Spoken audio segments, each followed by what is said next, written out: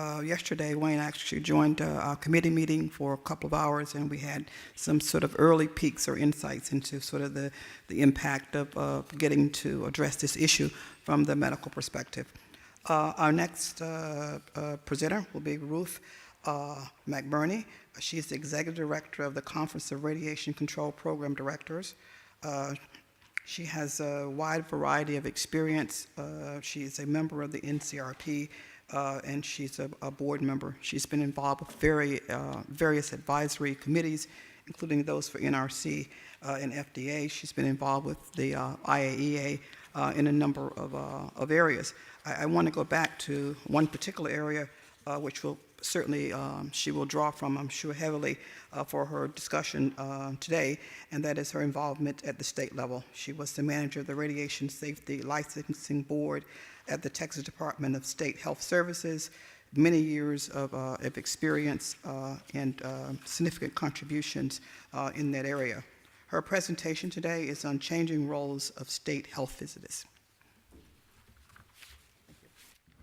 Thank you. Good morning. Health physicists in state radiation control programs must basically be generalists. Especially in some of the small programs, they need to be jacks and jills of all trades. In some of the larger programs, the workload is more stratified, but still, state health physicists must wear many hats. They must not only be good regulators, but they need to be good public servants and flexible to changes as new needs arise. And I'll be drawing from some of my experience in state government. I worked for 28 years, both in a small program in Arkansas and for the state of Texas in a large radiation control program. So one day you may be changing out TLDs near a nuclear power plant in a field where there is a bull that's chasing you. And it being winter, you're breaking ice to collect water samples. And the next day you may be doing mammography inspection. Do you remember xerography? And in facilities with direct view fluoroscopes, all the way to getting calls from a member of the public and them actually bringing in a fluorescent light bulb, wanting to know how they can protect themselves from the space aliens that are irradiating their home. So, as one of my favorite comedians from the early 80s said, Gilda Radner, as her character Rosanna Dana, it's always something. So today I'm going to be talking about the scope of work for state health physicists and what the regulatory programs in the states actually do, how that scope has changed over time, some of the workforce needs. You heard Dick Tui talking about some of that as well from the earlier WARP study, and some of the guidance, education, and training needs that state health physicists continue to need. So state regulatory programs are responsible for all technologically enhanced, naturally occurring radioactive material because that's not covered under the Atomic Energy Act. They also are responsible for the use of X-ray machines and non-ionizing radiation machines. Although the FDA regulates the manufacturers of X-ray machines, the only area where they are have a responsibility for the actual use of X-ray machines is in the field of mammography, and that was under a specific federal act. So most states are actually doing the mammography inspections, but maybe under contract with FDA. But also, some of the states have actually taken on the certification role under a delegated authority of FDA, and some are even accrediting bodies for mammography. But all the states have the responsibility for the use of the X-ray machines in facilities that use X-ray and accelerators.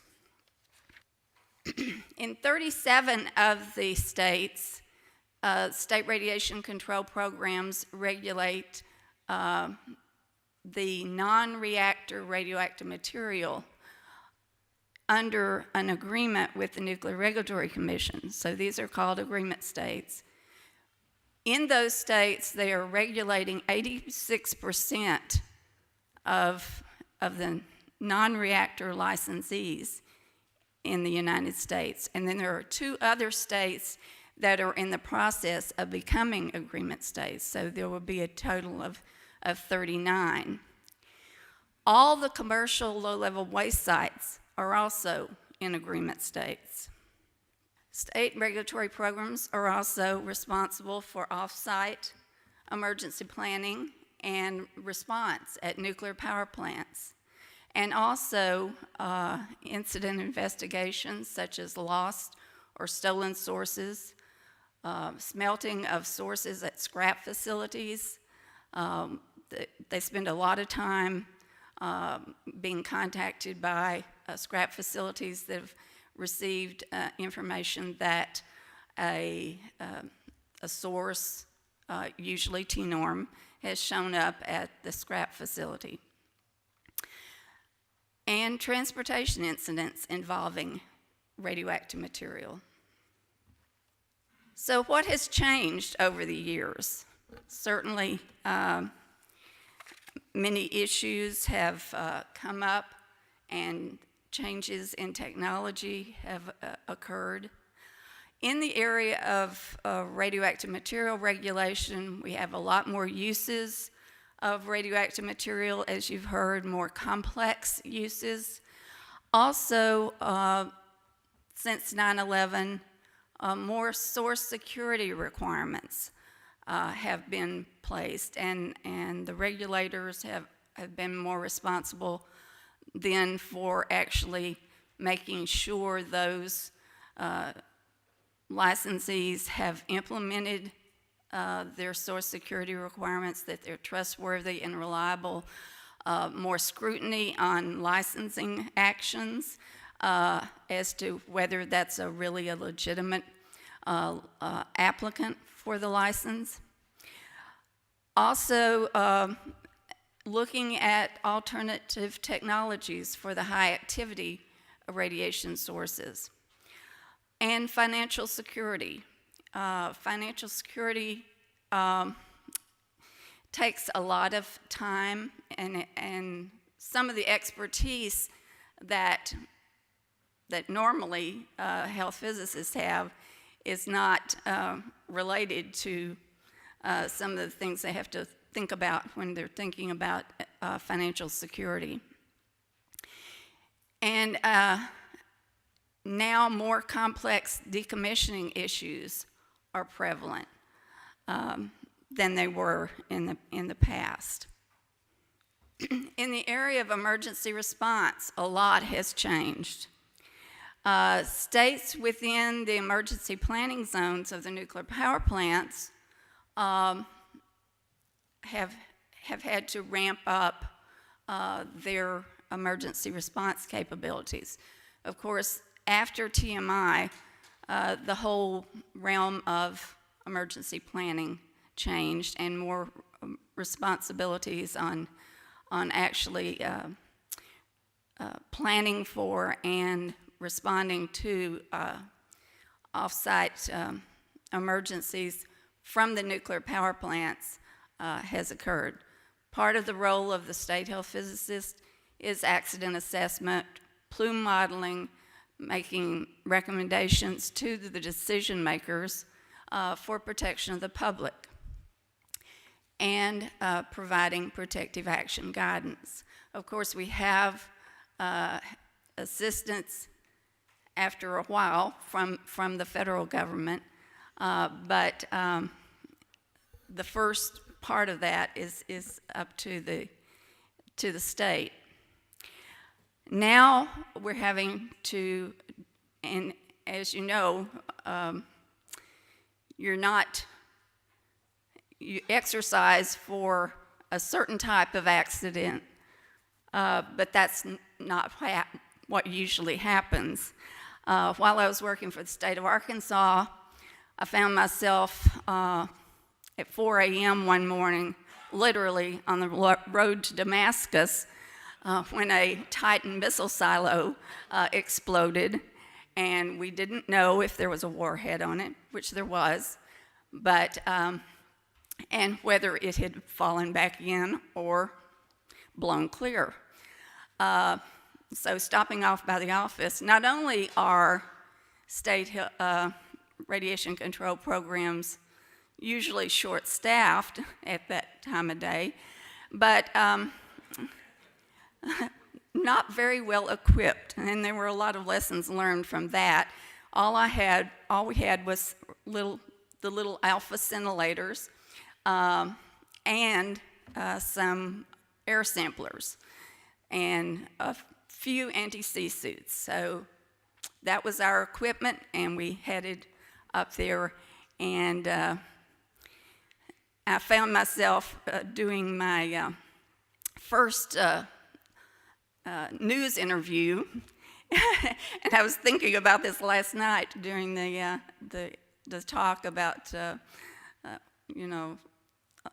being captured by an ad hoc news interview, and they wanted to know what I was doing, and first of all, I was trying to stay away from the M16 rifles that were at the roadblock.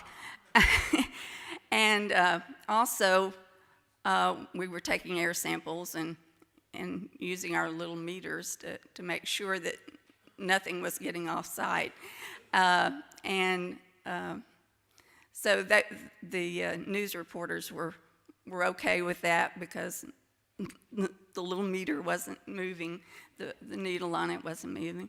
So they didn't know that, that was not a very useful meter for what I was doing, but and I wasn't going to tell them. Anyway, things have changed. Now we're having to prepare for radiological dispersal devices and INDs. So in those states that have nuclear power plants, they're a little more prepared to adjust to doing preparedness for other types of events, such as RDDs and INDs. This is a scene from an RDD exercise, Top Off 2 in Portland, Oregon several years ago, and there's been several others since then. In the area of medical radiation and radiation machines, a lot of new technologies have come along that are proposing challenges to the state health physicists, such as those in diagnostic and therapeutic X-ray, proton therapy, some of the mixed radioactive material and X-ray modalities.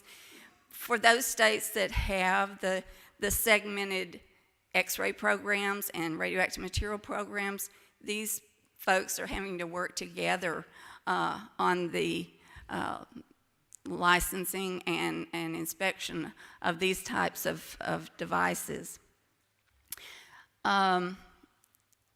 Also, of course, as a result of this, there has to be training and radiation protection needs for these new and blended technologies, and it's expensive for the state personnel. Some of the other responsibilities of the state health physicist include non-ionizing radiation. A lot of programs have programs for lasers and even tanning facilities. Radon is a big issue in many of the states, and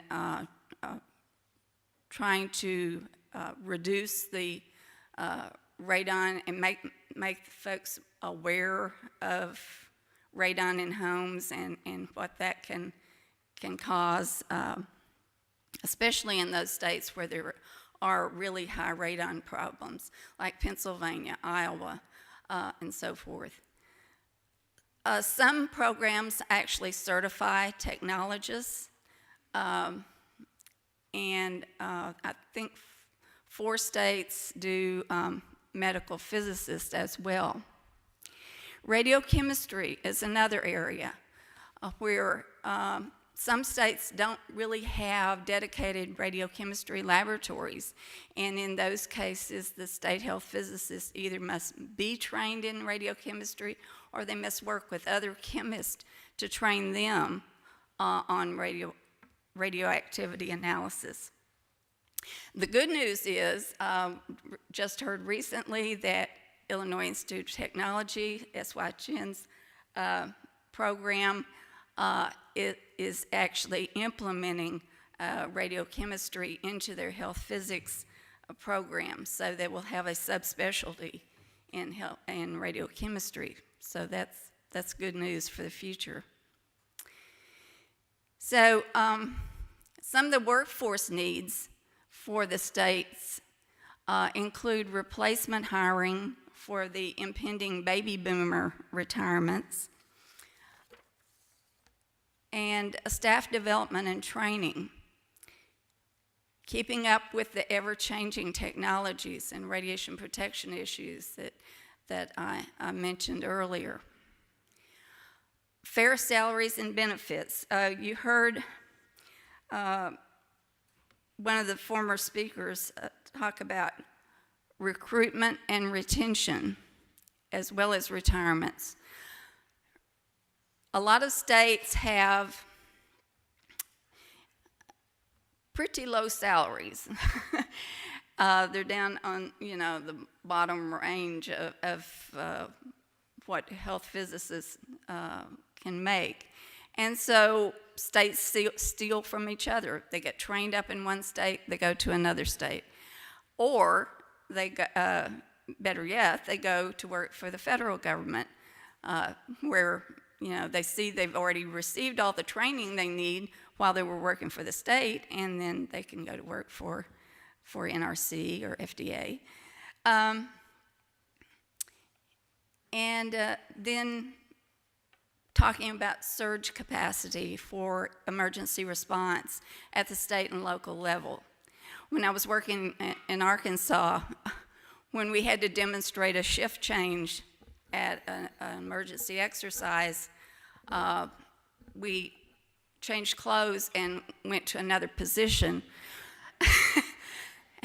And so when I started working for Texas, I said, Texas is Arkansas's second shift.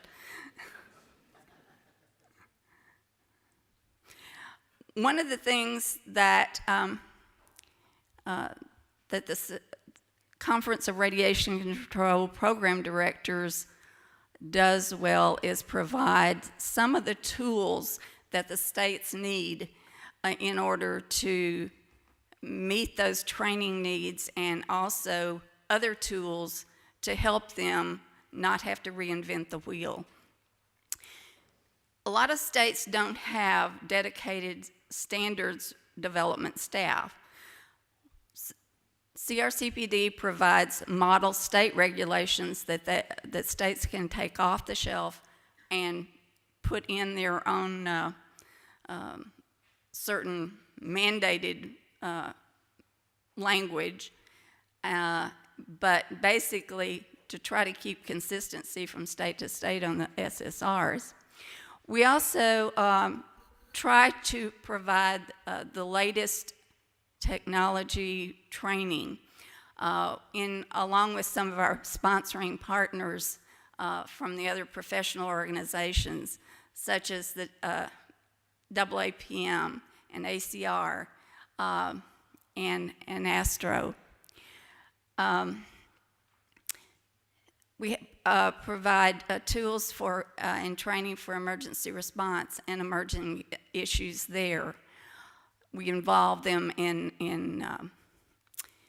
attending other states' exercises as radiation operations support specialists and also as observers and evaluators at other exercises, and providing guidance and white papers on emerging issues.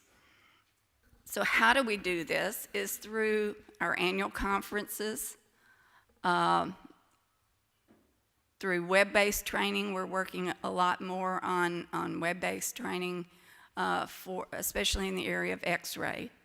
The Nuclear Regulatory Commission provides the agreement states with training on radioactive materials and like licensing and inspection and some of the newer modalities there, the medical uses and so forth.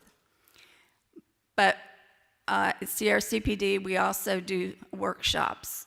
When the first blended technology came out for PET-CT, we did a workshop on that. And we have a lot of committee products that are useful to the states. So in conclusion, the roles of state health physicists has evolved rapidly over the past few years. And a lot of the new issues we're trying to address to assist the states, and especially like TENORM, the newer radiation machine technologies, source security, and emergency response. And these all call for increased knowledge transfer and consistent regulatory guidance. So we, along with our federal partners and our associated societies, provide forums for these issues to be addressed and to provide training on emerging issues and technologies. So, be happy to answer any questions later, and that's my contact information. Thank you.